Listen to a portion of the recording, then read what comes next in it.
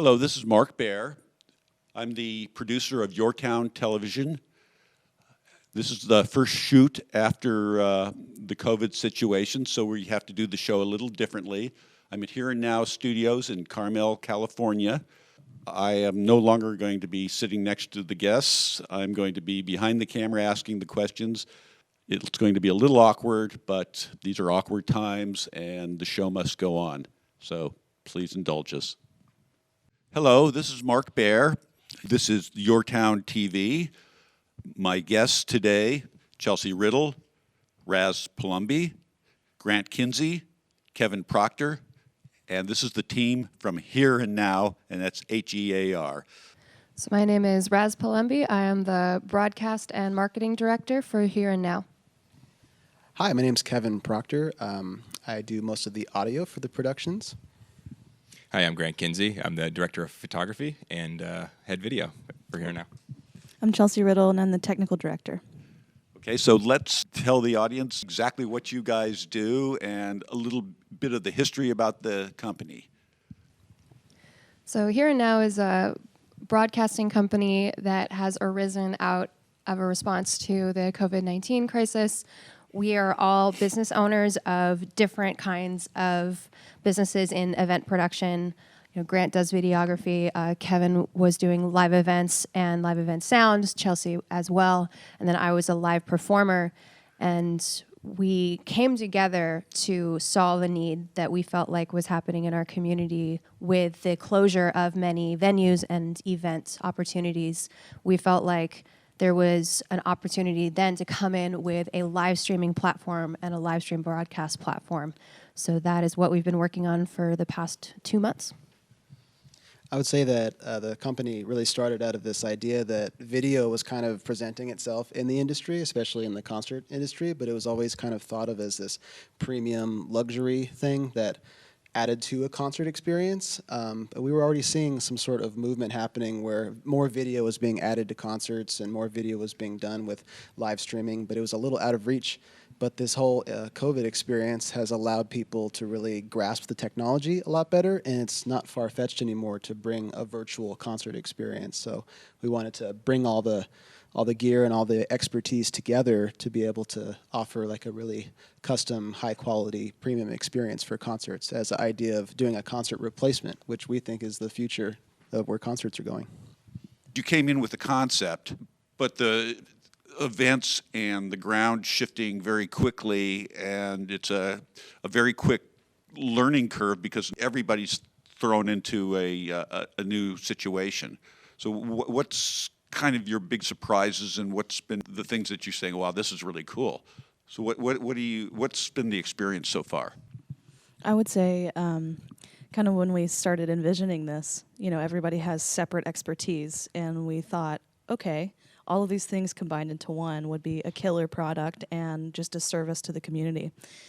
But in doing so, we kind of like jumped in and just like hit the ground running and have learned so much over the course of 2 months that we never would have intended on learning, or just it wasn't within the plan to become an expert at live streaming. Not that we're experts, but we've definitely taken considerable amounts of time within this whole COVID situation to like continue education and to bring a quality product to all of the artists that we work with and just all of the community organizations that we've been involved with in this time. It's been definitely a blessing, I would say. So yeah, it's been fun. I agree with everything Chelsea just said, and I think one of the things that's really integral about this team is not just the fact that we've learned so much, but it's the rate at which we're learning all of this stuff. I mean, if you've done any of live streams on your own, you understand there's a lot more than just kind of putting up a phone and pressing, you know, record live on Facebook. There's so many more layers involved, and then to add in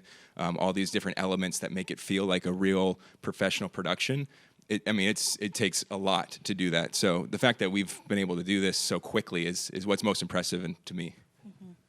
one of my favorite parts about the learning process over just the last couple of months has been how we're all starting to share a vernacular now, because coming from different backgrounds, the language behind how you do a broadcast, for Kevin, it's going to be an audio specialty. So the words that he's using in the middle of us trying to communicate are audio specific, but the terms that Grant is using comes from a videography background. And so the amount of learning that's just happened in between the four of us in how we think about how to construct a broadcast, they're coming from every single different perspective. And it means that we're developing this language, I think, between how we work together. And it's been a really cool thing, especially from somebody not really typically in the production side. Up until now, I've been a performer and I've been the subject rather than the person behind the scenes. And so for me, I felt like at the beginning I was playing catch up, but now I think we've got a really good language with each other in order to get the results we're looking for really, really quickly. So this is very much like creating a new art form. The previous iteration of this was Proctor Sound, which had a reputation for excellence, kind of the gold standard of this area. So live streaming is a new art form. It's got potentiality. I think before this moment, kind of an afterthought. I don't think anybody's had to delve deep into it until now. And so what's the excitement level about this for you guys?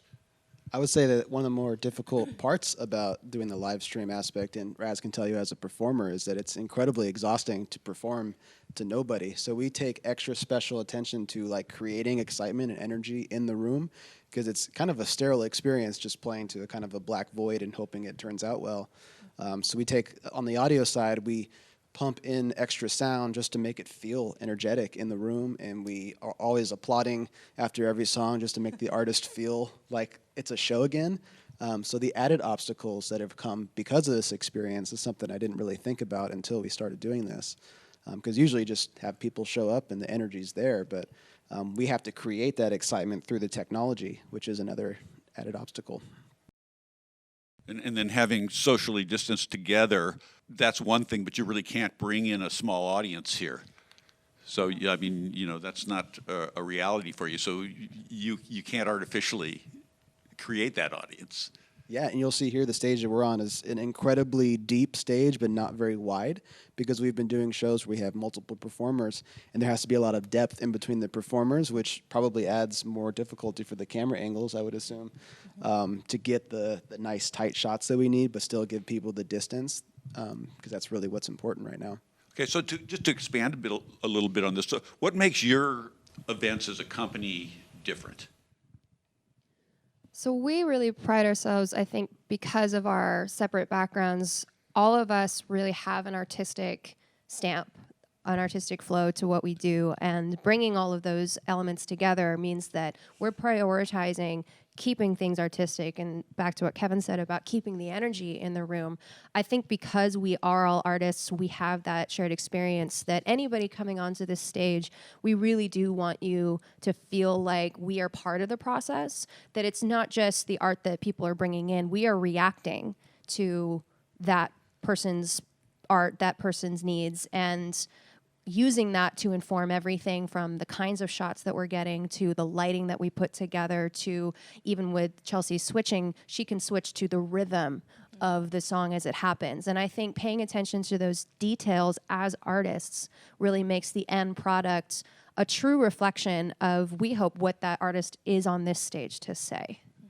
And I think another thing as well, there are a lot of companies out there that will hire out certain elements of the production. The thing that I think really makes us different is that we have consistency. The consistency and the lighting is going to be great, the video is going to be great, the audio is going to be great, the switching is going to be great. I mean, those things are not something that every company has in-house. So I think that's another very strong suit that differentiates us from anyone else in town. And you've all worked together for quite a while before this moment.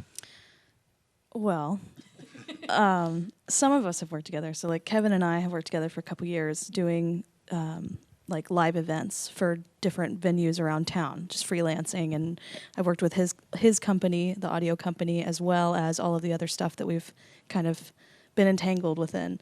And then Raz, we've done a couple gigs together, but not really, like more so friends than like coworkers. And Grant is the new kid on the block. He's the one that we found his video expertise, and immediately we're just so excited to see somebody making such a quality videography product that we wanted to bring him in and see if he was interested in doing a business with us. But aside from all of that, it's just really cool because one of the other things that makes our live streams different, I think, is because we're all artists and we've all been performing and forced to halt. And I think it's the mutual consensus amongst the community of artists that we live in. Monterey is just chock full of talented, amazing human beings that are just here to share their art. And us being able to supply a platform of expression and creativity is completely invaluable at this point because everyone is forced to stay home. And so it's one way for us to actually provide quality entertainment within the comfort of your own home. It's like, what more could you ask for during a time of a pandemic, you know? Like, it's a tough subject, and during all of our live streams we've done, it's been really interesting to see all of the artists come through and talk about their experience during the pandemic and talk about how everything has kind of shifted within their creative process and how it's affected their artistry. And so it's just a time for everyone to be together while we're apart, I would say. You used the term bridging the art gap. How do you guys apply that? What does that quite mean to you? So to speak to the point that Chelsea just made of the need for a creative platform going on right now, we're also looking a little bit further into the future, like 6 to 9 months into the future. There's no Hollywood right now. There's no massive tours. There's no recording studios with professional musicians coming in and making albums for record labels. So we're going to see in the next 6 to 9 months this halt to every single creative endeavor play out in a massive gap in terms of content. So, everybody's watching Netflix right now. We're plowing through the amount of content that's available because we're all home. And in 6 to 9 months, that there's going to be no new content. We might get back to the point where it's just starting to be created again. So I think what we're looking at is an opportunity to return to a local community-driven set of art. And that's what we would really like to see. And so the art gap represents a future where maybe we can focus in on our local community members and bring the messaging back to the local talent rather than say what is next on Netflix. Okay, if I'm a local artist, I'm a performer, I'm stuck at home, I'm bummed out, and I want to create, and I need you. How do I find you? So our company, Here and Now, is HEARNOWMonterey.com. We're on social media, Facebook, Instagram. People have reached out to us on our messaging platforms through those. We have an email, info@hearnowmonterey.com.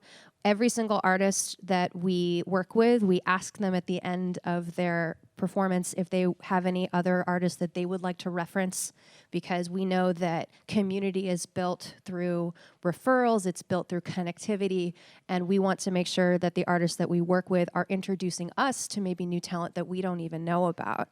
And so that's been a way that we've grown our awareness and our expertise, and it is our hope that as we continue this platform, as we continue our weekly shows, we also have an ability to spread that out and work with other community partners as well as working with other artists, even further out than Monterey specifically, and just fill as much of those needs as we possibly can and just bolster the amount of talent that's in this area.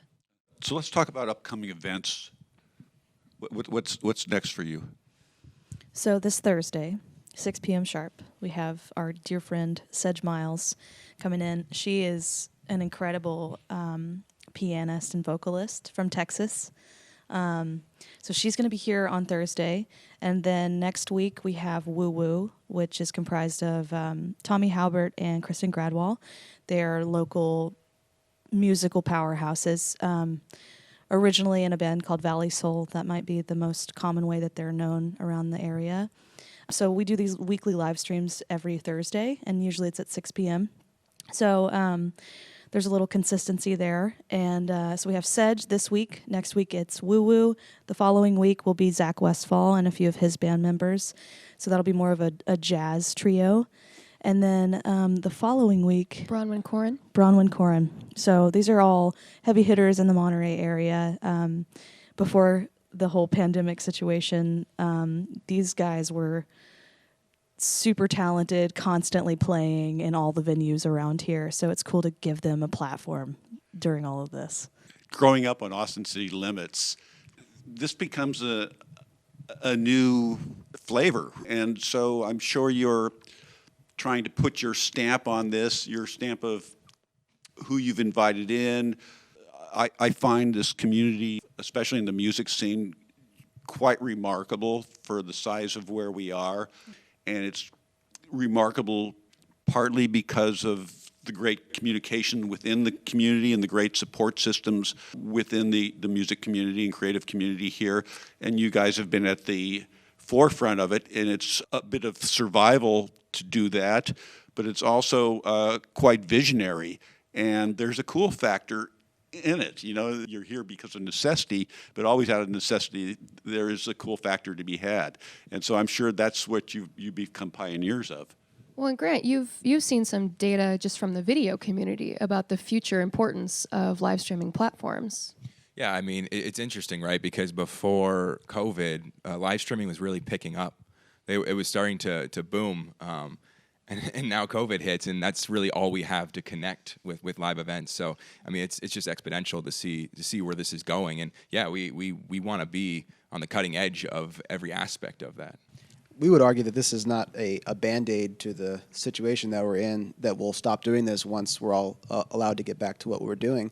We would argue that this is really the future as a supplemental part of what the concert experience is going to be moving forward. Because people have had to embrace the technology on Zoom, and no one's really afraid of clicking a link and seeing a video anymore. So venues around town that we can work with could supplement their shows by offering a virtual experience in addition to the ticketed performances that they have there, just expanding their reach and expanding the artist's reach. And us as a resource platform to help artists really present themselves in the most professional way will just add quality to the area to make the talent go even further, and we can just create this kind of consensus quality around town. That's really what we're interested in. Well, we were out of time, so one last time, where do we find you? What is the name? What's the website? So our company is called Here and Now, HEAR and Now, and you can find us at herenowmonterey.com, and we are also on Facebook and Instagram, HEARNOW Monterey. Thank you. Thank you, Thank you. Mark. Thank you.